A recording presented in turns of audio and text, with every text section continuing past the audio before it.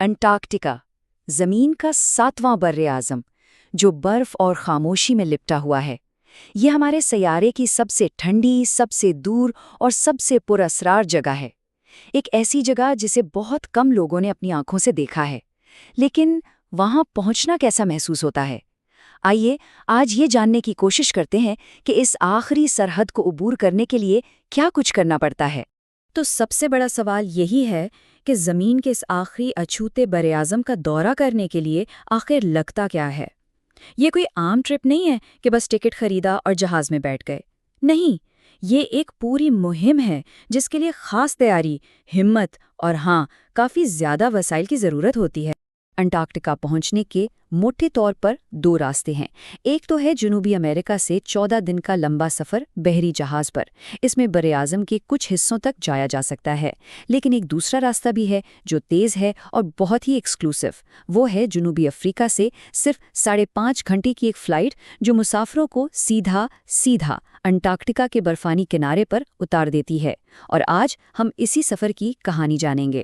تو یہ سفر شروع ہوتا ہے کیپ ٹاؤن، جنوبی افریقہ سے۔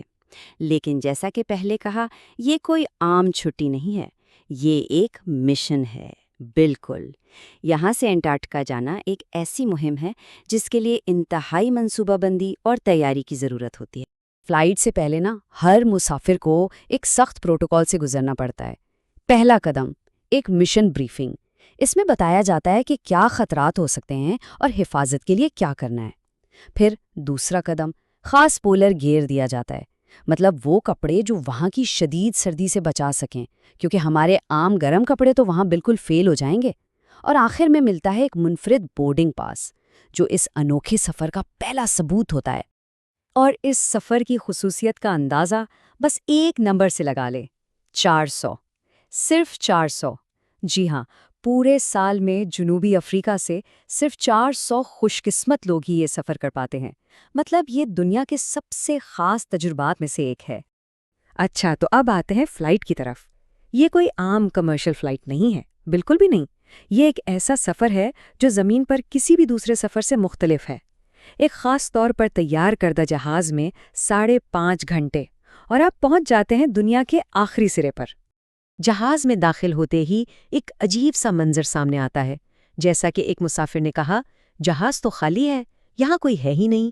سوچئے، سارے مسافروں کو بزنس کلاس میں بٹھایا جاتا ہے، جبکہ پوری کی پوری اکانومی کلاس ایسے ویران پڑی ہوتی ہے جیسے کوئی بھوت بنگلہ ہو۔ تو یہاں سوال پیدا ہوتا ہے کہ اتنے کم لوگوں کے لیے اتنا بڑا ایئر بس A340 جیسا جہاز کیوں استعمال کیا جا رہا ہے؟ وجہ ہے سیفٹی۔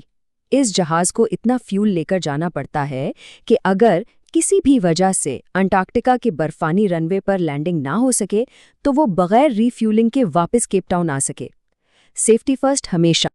اور پھر وہ لمحہ آ جاتا ہے، جہاز لینڈ کرتا ہے ایک ایسے رن وے پر جو پورا کا پورا برف سے بنا ہے۔ دروازے کھلتے ہیں اور ایک منجمد بر-اعظم پر پہلا قدم۔ یہ ایک ایسی فیلنگ ہے جسے شاید لفظوں میں بتانا ممکن ہی نہیں۔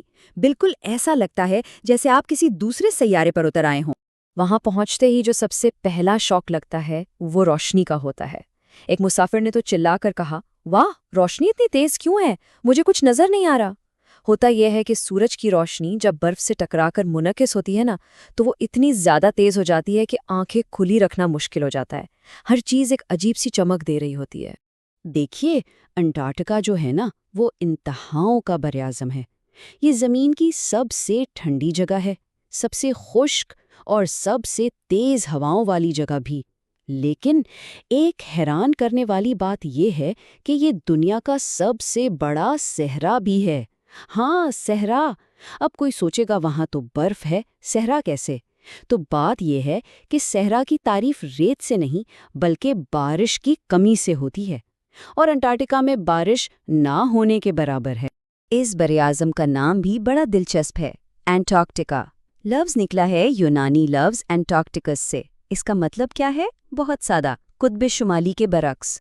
اس کا نام ہی اس کی پوری جغرافیائی حیثیت بتا دیتا ہے۔ وہاں کا ایک اور عجیب تجربہ ہے وقت کا۔